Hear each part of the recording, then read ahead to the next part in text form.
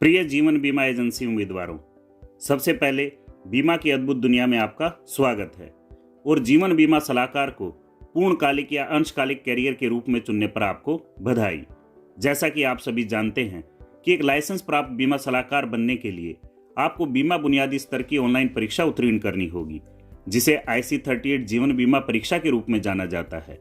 यह video IC38 परीक्षा में मेरे सर्वश्रेष्ठ अनुभव के साथ तैयार किया गया है और मुझे पूरा विश्वास है कि यह आपको अपनी ऑनलाइन परीक्षा उत्तीर्ण करने में मदद करेगा।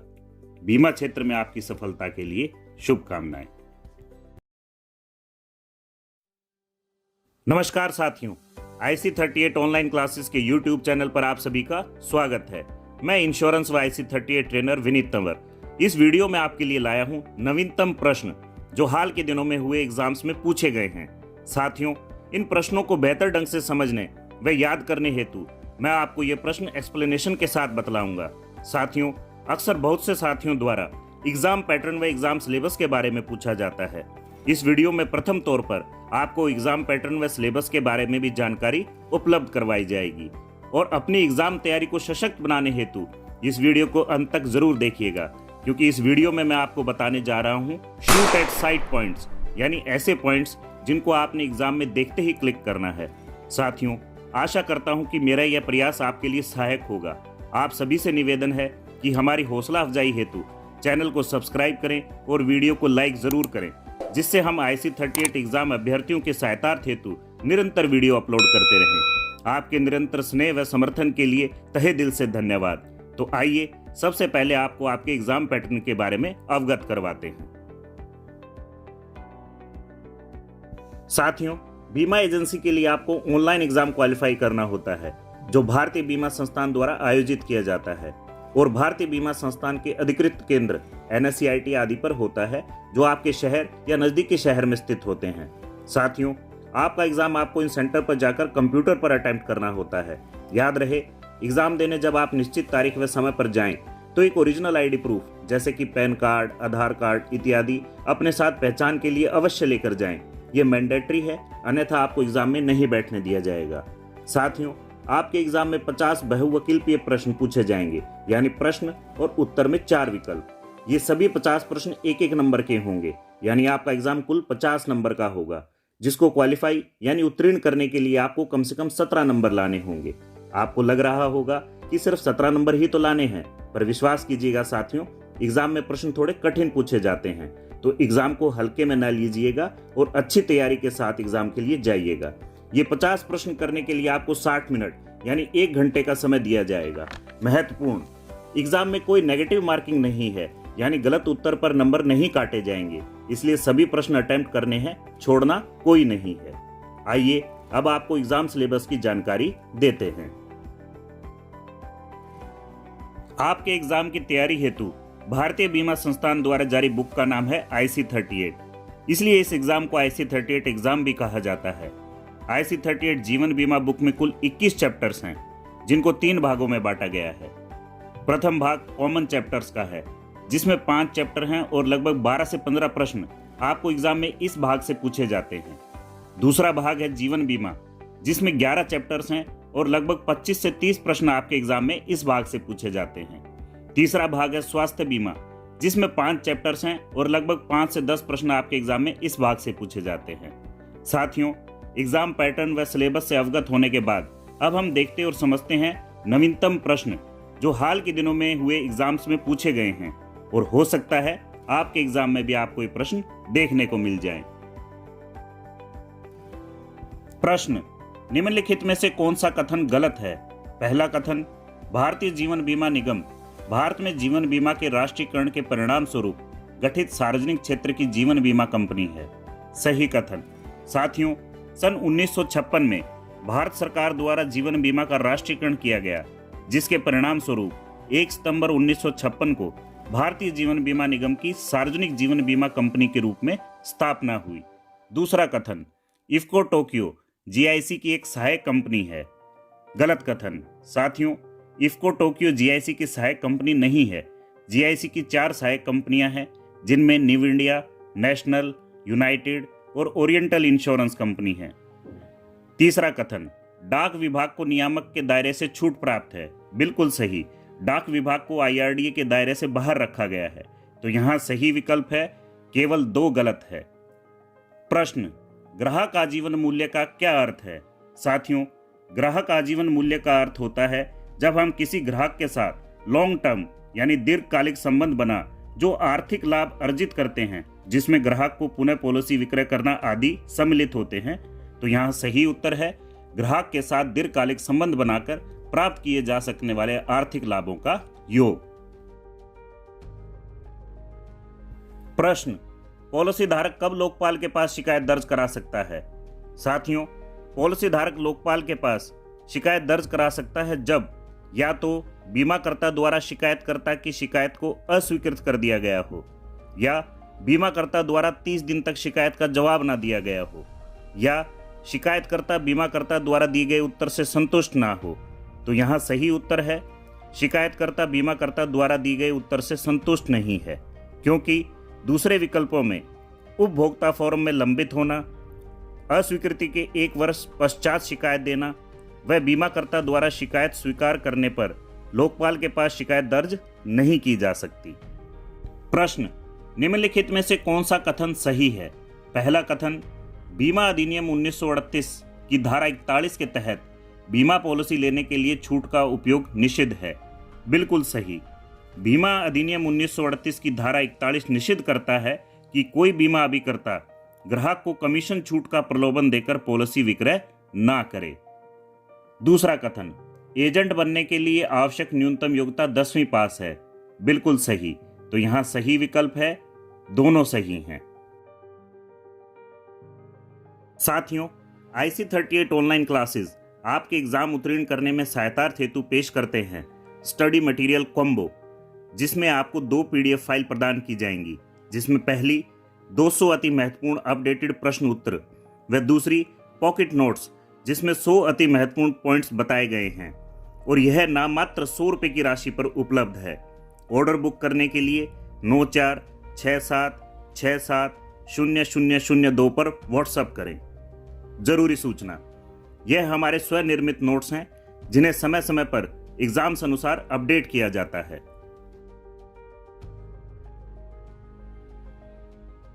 प्रश्न, आसंजन का अनुबंध एडिशन कॉन्ट्रैक्ट में सौदेबाजी की शक्ति को बेअसर करने के लिए पॉलिसी धारक को कौन सी सुविधा दी जाती है? साथियों, बीमा एक आसंजन अनुबंध या एडिशन कॉन्ट्रैक्ट होता है जिसमें बार्गिन या सौदेबाजी अधिकार बीमाकर्ता के पास होते हैं, और उसको बेअसर करने के लिए पॉलिसी धारक को फ्री लुक या उपशमन अवधि की सुविधा दी जाती है, जिसके तहत पॉलिसी दस्तावेज की सुपुर्दगी के 15 दिन के भीतर पॉलिसी धारक पॉलिसी को निरस्त कर सकता है। तो यहाँ सही उत्तर है फ्री लुक अवधि। प्रश्न, सही विकल्प चुनें। एम्प्टी नेस्टर को स्वास्थ्य बीमा और पेंशन योजना में निवेश की सिफारिश की जाती है। साथियों, एम्प्टी नेस्टर यानी 50-55 वर्ष के व्यक्ति जो अपनी जिम्मेवारियों का निर्वाह कर चुके हैं और रिटायरमेंट के करीब हैं, उन्हें स्वास्थ्य या पेंशन योजनाओं की सिफारिश की जा सकती है। जीवन बीमा एक लेन देन उत्पाद है। गलत, जीवन बीमा एक आकस्मिकता उत्पाद है। बीमा खरीदकर अल्पकालिक लक्ष्यों को प्राप्त किया जा सकता है। गलत, बीमा खरीदकर दीर्घकालिक लक्ष्यों को प्राप्त किया जा सकता है। ए और बी दोनों सही हैं। गलत, तो यहाँ सही उत्तर है एम्प्टी नेस्टर को स्वास्थ्य बीमा और पेंशन योजना में निवेश की सिफारिश की जाती है। प्रश्न, घटते हुए सावधि बीमा के लिए निम्नलिखित में से कौन सा कथन सही है? पहला कथन, प्रीमियम पूरी अवधि के दौरान स्थिर रहता है। दूसरा कथन, बकाया ऋण घटने पर बीमित राशि घट जाती है। साथियों, घटता सावधि बीमा या बंधक मोचन बीमा होम लोन के विरुद्ध लिया जाता है, जो होम लोन लेने वालों को सुरक्षा प्रदान करने के लिए होता है, जिसमें बीमाकर्ता द्वारा लोन अवधि के लिए स्थिर प्रीमियम निर्धारित किया जाता है, जो पूरी लोन भुगतान अवधि के दौरान एक समान रहता है, और जैसे जैसे लोन लेने वाला व्यक्ति अपना बकाया ऋण भुगतान करता जाता है, वैसे वैसे बीमित राशि घटती जाती है। तो यहाँ सही विकल्प है, उपरोक्त दोनों कथन सही हैं। प्रश्न, IRDAI के नए दिशा निर्देशों के अनुसार नए पारंपरिक उत्पादों में मृत्यु कवर होगा। पहला, सिंगल प्रीमियम पॉलिसियों के लिए यह 45 साल से कम उम्र वालों के लिए सिंगल प्रीमियम का 125% और 45 साल से ऊपर वालों के लिए सिंगल प्रीमियम का 110% होगा। दूसरा, नियमित प्रीमियम पॉलिसियों के लिए कवर 45 से कम उम्र वालों के भुगतान किए गए वार्षिक प्रीमियम का 10 गुना और अन्य के लिए 7 गुना होगा। साथियों, IRDAI के नए दिशा निर्देशों के अनुसार नए पारंपरिक उत्पादों के लिए दोनों कथन सही है, तो यहाँ सही उत्तर है दोनों सही हैं। प्रश्न, यूलिप के संबंध में निम्नलिखित में से कौन सा सत्य नहीं है? साथियों, यूलिप यानी यूनिट लिंक इंश्योरेंस प्लान में पॉलिसी धारक विभिन्न फंडों के बीच चयन कर सकता है, पॉलिसी धारक एकल या नियमित प्रीमियम भुगतान कर सकता है और यूलिप पॉलिसी संरचना हर प्रकार से पारदर्शी होती है, परंतु बीमाकर्ता द्वारा इकाई मूल्यों के लिए किसी प्रकार की गारंटी प्रदान नहीं की जाती। इकाई मूल्यों या पॉलिसी में लाभ हानि की जिम्मेवारी पॉलिसी धारक की होती है, तो यहाँ असत्य कथन है जीवन बीमाकर्ता इकाई मूल्यों के लिए गारंटी प्रदान करता है। प्रश्न, MWP अधिनियम के मामलों के संबंध में निम्न विकल्प में से कौन सा सच है? पहला, परिपक्वता दावों का चेक पॉलिसी धारकों को दिया जाता है। दूसरा, परिपक्वता दावों का चेक ट्रस्टी को दिया जाता है। साथियों, MWP अधिनियम के तहत पॉलिसी धारक का पॉलिसी के किसी प्रकार के दावे पर कोई अधिकार नहीं होता और सभी भुगतान ट्रस्टी को किए जाते हैं, तो यहाँ सही विकल्प है दूसरा सही है। प्रश्न, खालिस्तान को एक बीमा पॉलिसी के रूप में वर्णित किया जा सकता है जो व्यवसाय के एक महत्वपूर्ण सदस्य की मृत्यु या विस्तारित अक्षमता के परिणाम स्वरूप वित्तीय नुकसान की भरपाई करता है। साथियों, प्रमुख व्यक्ति बीमा या कीमैन इंश्योरेंस के तहत व्यवसाय के एक महत्वपूर्ण सदस्य की मृत्यु या विस्तारित अक्षमता के परिणाम स्वरूप कंपनी या संस्था को वित्तीय नुकसान की भरपाई की जाती है, तो यहाँ सही विकल्प है प्रमुख व्यक्ति बीमा। प्रश्न, निम्नलिखित में से कौन सा कथन सही है? पहला, कंपनियों द्वारा नए व्यवसाय हासिल करने में व्यावसायिक तनाव की कठिनाई का सामना करना पड़ता है। दूसरा, पॉलिसी अवधि के अंत में व्यावसायिक तनाव उत्पन्न होता है। तीसरा, अधिक प्रीमियम के कारण व्यावसायिक तनाव उत्पन्न होता है। चौथा, नए व्यापार स्तर पर अधिक खर्च के कारण व्यावसायिक तनाव उत्पन्न होता है। साथियों, बीमा कंपनियों को नए व्यापार स्तर पर अधिक खर्च का सामना करना पड़ता है, जिसमें एजेंट कमीशन इत्यादि खर्च शामिल होते हैं और अत्यधिक खर्च के कारण तनाव को न्यू बिजनेस स्ट्रेन या नया व्यावसायिक तनाव कहा जाता है, तो यहाँ सही उत्तर है नए व्यापार स्तर पर अधिक खर्च के कारण व्यावसायिक तनाव उत्पन्न होता है। प्रश्न, फ्री लुक अवधि के दौरान पॉलिसी धारक द्वारा लौटाई गई पॉलिसी के संबंध में निम्नलिखित में से कौन सा कथन सही है? साथियों, फ्री लुक अवधि यानी पॉलिसी धारक द्वारा पॉलिसी दस्तावेज की सुपुर्दगी के 15 दिन भीतर पॉलिसी को लौटाना। साथियों, पॉलिसी फ्री लुक होने पर बीमाकर्ता द्वारा स्टाम्प शुल्क, आनुपातिक जोखिम प्रीमियम या चिकित्सा जांच खर्च अगर हुआ हो तो काटकर बाकी प्रीमियम लौटा दिया जाता है, तो यहाँ सही विकल्प है बीमा कंपनी कवर की अवधि के लिए आनुपातिक जोखिम प्रीमियम, चिकित्सा जांच खर्च और स्टाम्प शुल्क के समायोजन के बाद प्रीमियम वापस कर देगी। प्रश्न, निम्नलिखित में से कौन सा कथन सही है? पहला, निर्विवाद खंड 45 बीमाकर्ता की रक्षा करता है। गलत, निर्विवाद खंड 45 बीमित व्यक्ति की रक्षा करता है। दूसरा, फ्री लुक पीरियड FPR मिलने के बाद शुरू होता है। गलत, फ्री लुक पीरियड पॉलिसी दस्तावेज मिलने के बाद शुरू होता है, तो यहाँ सही उत्तर है दोनों गलत हैं। प्रश्न, पहली प्रीमियम रसीद FPR क्यों महत्वपूर्ण है? साथियों, प्रथम प्रीमियम रसीद वह होती है जब कोई पॉलिसी धारक नई पॉलिसी लेता है और अपना पहला प्रीमियम भुगतान करता है, तो बीमाकर्ता की ओर से जो रसीद दी जाती है उसे प्रथम प्रीमियम रसीद या FPR कहा जाता है। और यह महत्वपूर्ण इसलिए है क्योंकि यह पॉलिसी अनुबंध शुरू होने का प्रमाण होती है, तो यहाँ सही विकल्प है यह सबूत है कि पॉलिसी अनुबंध शुरू हो गया है। प्रश्न, पॉलिसी दस्तावेज के तीसरे भाग में खालिस्तान प्रावधान शामिल है जो व्यक्तिगत पॉलिसी समझौते पर बाध्यकारी हैं। ये दस्तावेज की शुरुआत में मुद्रित होते हैं या अनुलंघक के रूप में अलग से संलग्न होते हैं। साथियों, पॉलिसी दस्तावेज का पहला भाग अनुसूची, दूसरा भाग मानक प्रावधान और तीसरा भाग विशिष्ट नीति प्रावधान होता है। विशिष्ट नीति प्रावधान व्यक्तिगत पॉलिसी समझौते पर बाध्यकारी होते हैं और इन्हें दस्तावेज की शुरुआत में मुद्रित किया जाता है या अलग से संलग्नित किया जाता है, तो यहाँ सही विकल्प है विशिष्ट नीति प्रावधान। साथियों, IC38 ऑनलाइन क्लासेस आपके एग्जाम उत्तीर्ण करने में सहायतार्थ हेतु पेश करते हैं स्टडी मटेरियल कॉम्बो, जिसमें आपको 2 PDF फाइल प्रदान की जाएंगी, जिसमें पहली 200 अति महत्वपूर्ण अपडेटेड प्रश्न उत्तर व दूसरी पॉकेट नोट्स जिसमें 100 अति महत्वपूर्ण पॉइंट्स बताए गए हैं और यह नाम मात्र 100 रुपये की राशि पर उपलब्ध है। ऑर्डर बुक करने के लिए 9467670002 पर व्हाट्सएप करें। जरूरी सूचना, यह हमारे स्वनिर्मित नोट्स हैं जिन्हें समय समय पर एग्जाम्स अनुसार अपडेट किया जाता है। प्रश्न, खालिस्तान को छोड़कर पॉलिसी दस्तावेज के लिए सभी विवरण सही हैं। पहला, पॉलिसी अनुसूची पॉलिसी दस्तावेज का पहला भाग है, बिल्कुल सही। दूसरा, पॉलिसी दस्तावेज बीमा अनुबंध का प्रमाण है, बिल्कुल सही। तीसरा, एक वैध पॉलिसी दस्तावेज बीमा कंपनी के सक्षम प्राधिकारी द्वारा विधिवत हस्ताक्षरित किया जाना है और भारतीय स्टाम्प अधिनियम के अनुसार मोहर लगाया जाना है, बिल्कुल सही। चौथा, पॉलिसी का समनुदेशन एक विशिष्ट नीति प्रावधान है, गलत। पॉलिसी का समनुदेशन एक मानक नीति प्रावधान है, तो यहाँ सही उत्तर है पॉलिसी का समनुदेशन एक विशिष्ट नीति प्रावधान है। प्रश्न, श्री श्याम की अनुग्रह अवधि के दौरान नियत तारीख को प्रीमियम का भुगतान किए बिना मृत्यु हो जाती है, मृत्यु लाभ क्या होगा जो नामित व्यक्ति को प्राप्त होगा? साथियों, अनुग्रह अवधि यानी पॉलिसी धारक को प्रीमियम भुगतान के लिए अतिरिक्त समय। साथियों, अगर पॉलिसी धारक की नियत तारीख को भुगतान किए बिना अनुग्रह अवधि में मृत्यु हो जाती है तो अनपेड यानी अदत्त प्रीमियम को बीमा राशि से घटाकर बाकी राशि का भुगतान नामित व्यक्ति को कर दिया जाता है, तो यहाँ सही विकल्प है नामांकित व्यक्ति को मृत्यु लाभ कम अदत्त प्रीमियम प्राप्त होगा। प्रश्न, यदि बीमा कंपनी द्वारा प्रस्ताव में बीमा धारक द्वारा प्रस्तुत किए गए भौतिक तथ्य झूठे हैं तो पॉलिसी किस समय तक रद्द की जा सकती है? साथियों, पॉलिसी के 3 वर्ष पूरे होने के उपरांत निर्विवाद खंड 45 लागू हो जाता है, इसलिए पॉलिसी में भौतिक तथ्य झूठे पाए जाने पर उसे 3 साल तक रद्द किया जा सकता है। प्रश्न, कौन सी व्यवस्था भविष्य में प्रीमियम का भुगतान न करने की स्थिति में बीमा कवर जारी रखती है?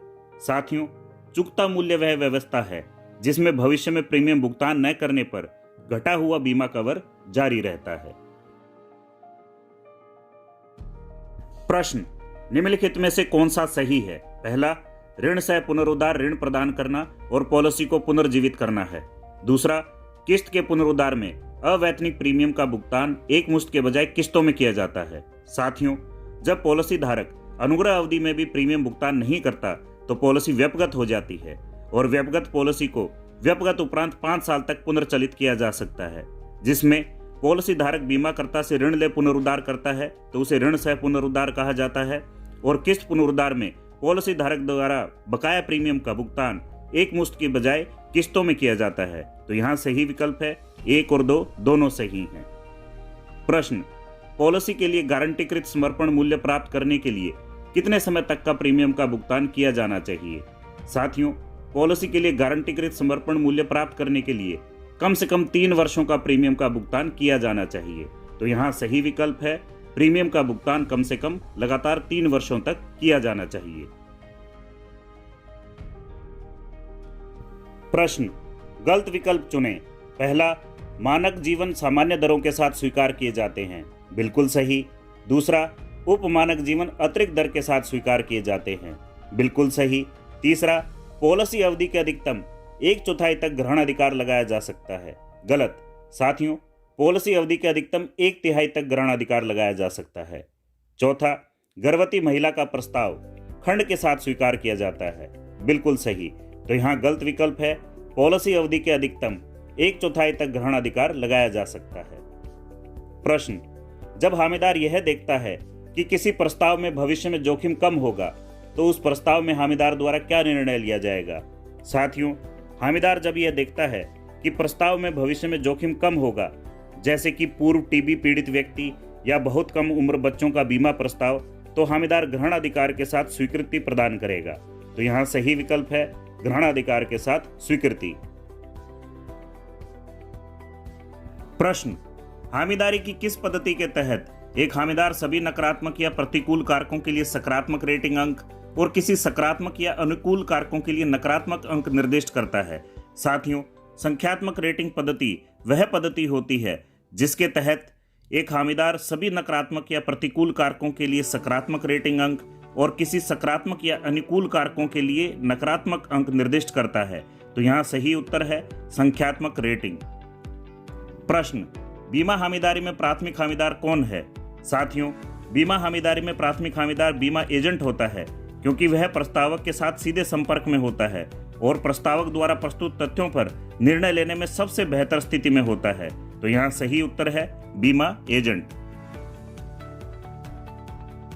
प्रश्न, श्रुति गर्भवती है, उसने एक टर्म इंश्योरेंस कवर के लिए आवेदन किया है। निम्न में से कौन सा विकल्प श्रुति को बीमा की पेशकश करने के लिए एक हामीदार के लिए चुनना है? सबसे अधिक संभावना वाला विकल्प चुनें। साथियों, श्रुति के गर्भवती होने के कारण उनके प्रस्ताव पर हामीदार द्वारा प्रतिबंधात्मक खंड के साथ स्वीकृति प्रदान की जाएगी। तो यहाँ सही उत्तर है प्रतिबंधात्मक खंड के साथ स्वीकृति। प्रश्न, निम्नलिखित में से कौन सा प्रस्ताव गैर चिकित्सा हामीदारी के तहत योग्य होने की संभावना नहीं है? पहला, सविता 26 साल की उम्र आईटी कंपनी में सॉफ्टवेयर इंजीनियर के रूप में काम कर रही है। दूसरा, महेश की आयु 50 वर्ष है, जो एक कोयला खदान में काम करता है। तीसरा, सतीश उम्र 28 साल एक बैंक में काम कर रहा है और उसने 1 करोड़ रुपए के बीमा कवर के लिए आवेदन किया है। चौथा, प्रवीण आयु 30 वर्ष एक डिपार्टमेंटल स्टोर में काम करता है। साथियों, सभी विकल्प देखने पर महेश, जिनकी आयु भी अधिक है और जोखिम युक्त कार्य भी करते हैं, गैर चिकित्सा हामीदारी के तहत उनका प्रस्ताव योग्य होने की संभावना नहीं है। तो यहाँ सही उत्तर है महेश की आयु 50 वर्ष है, जो एक कोयला खदान में काम करता है।